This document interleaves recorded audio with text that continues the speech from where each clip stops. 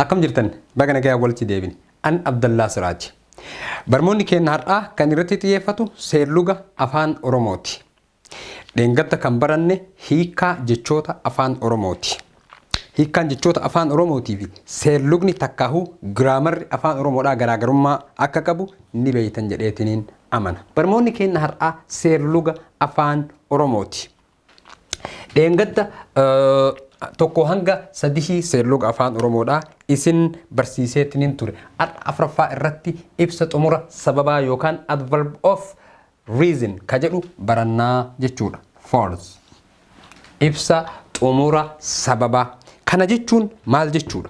Akkuma barreeffama kana irraa agartanitti ibsa xumura sababaa or adverb of reason inni jedhamu kuni wannaa ergaa guddaa akka isinii dabarsu abdii guddaa qaba jechuudha. Kanaan dura kan baranne tokko hanga sadiititti ibsa xumura yeroo, ibsa xumura bakkaa, ibsa xumura yerootii fi kan kana fakkaatan baranneetiin dabarfannee jechuudha. Har'a ibsa xumura sababaa barannaa jechuudha.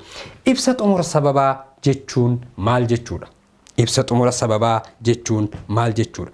Akkuma barreeffama anamma gubbaa kanatti isinii barreesse irraa hubattanitti ibsa xumura sababaa jechuun ibsa xumura sababaa kan jennu gochi tokko sababa itti raawwate agarsiisaa jechuudha. Kana jechuun ibsa xumura sababaa jechuun gochi tokko yookaan wanti tokko sababa ittiin raawwatameef agarsiisa. Sababa qaba. Takkaahu ammootiyyu reasonii yookaan ka'umsa wanti suni san taheef agarsiisaa jechuudha. Kana jechuun sababa itti raawwatame agarsiisa. Kana malees gaafii maaliif jedhuuf deebii kenna jechuudha. Gaafii maaliif wanti kuni maaliif ta'e?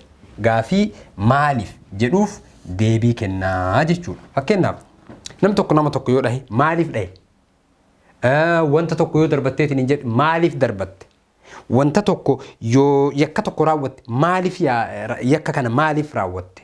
What is the reason of behind? Maalidha? Yakka kanaaf sababa kan tahe maalidha? Sababa wanta san uumameef kan agarsiisuu jechuudha. Ibsa xumura sababaa kan jedhamu yookaan ammootiyyu adverb of reason kan jedhaniini jechuudha. Gadi fageenyaan haa ilaallu. Fakkeenya isaati astee kanatti kuni fakkeenya isaati. Waan hidhameef. Okay? Waan hidhameef. Sababni inni hidhameef ni ibsamaa jechuudha. Maaliif akka hidhame ni ibsamaa jechuudha. Sababa wal jaalannuuf asitti L, I should have to write over here L, wal jaalannuuf. Maaliif sababa wal jaalannuuf? Sababa wal jaalannuuf nuti kan biyyaa wajjin baaneef sababa wal jaalannuufi. Namni tokko kan wal fuudhu kan walitti heerumu maaliif? Sababa wal jaalatuufi. Kuni maal jedhama jechuudha? Adverb of reason jedhama jechuudha. Sababa wal jaalatuufi, sababa walitti dhiyaatuufi. Waan hidhameef wanti tokko raawwate. Okay, kana irraa dubbanneetiin hin jirra, kanas irraa dubbannee jirra. Kanatti haa dabarru. Waan roobni hin jirreef. Hongeen biyyoota gammoojjiidhaa kan hube waan roobni hin jirreefi. Hongeen takkaahu ammootiyyu hongee jechuun bonni wanta tokkotti kan bu'u waan roobni hin jirreefi. Namni kan beelaaf saaxilameef wanta biqiltuun biqiltee takkaahu ammootiyyuu wanti horatan wanta galma hin gahiniif waan roobni hin jirreef wanti horatan galma hin geennee jechuudha. So bika ittaanutti haa dabarru. Waan humna qabuu fi kan kanaaf fakkaatan waan humna qabuuf. Asirratti kan agartan kana jechuudha. Asirratti kan agartan kana isa amma asirratti isinii kaa'e kana iddoon waan hin geenneef homa takkaa lama irraa fakkeenya isinii kenneetiniin haa dabarfadhu. Fakkeenya jedha. Fakkaana jechuun fakkeenya. Yeroo kanaan dura isinitti meetiniin jira. Fakkeenya akkanatti barraaya. Fakkeenya. Fakkeenya. Osoma kan wanna jennu asite kanatti qubee jabaataadha. Kuni qubee jabaataadha lama lamaan kan jiru kuni jechuudha. So fakkeenyi isaa inni tokkoffaan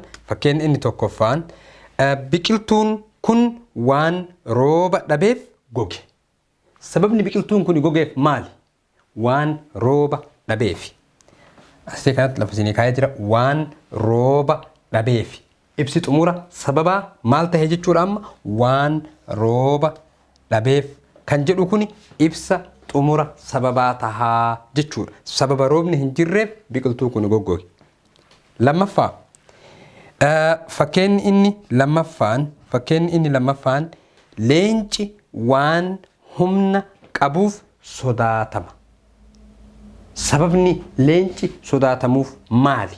Waan humna qabuuf kan jedhu kuni ibsa xumura sababaati. Sababa isaa kan ta'e humna guddina isaa takka ho'amuutiyyuu jabina isaatiituyyuu sababa isaa tahee jechuudha. Ibsi xumura sababa astee kanatti ibsi xumura sababa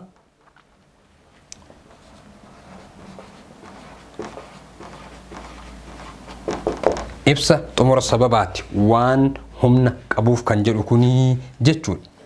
So barmoonni keenya har'aa kan irratti xiyyeeffate seerluga afaan Oromooti. Chaayinaaliin kun chaayinaalii afaan Oromooti. Hanga barmoota biraatiin walitti deebinutti nagayaan naa jiraadha. Subscribe gochuus akka hin irraanfanne.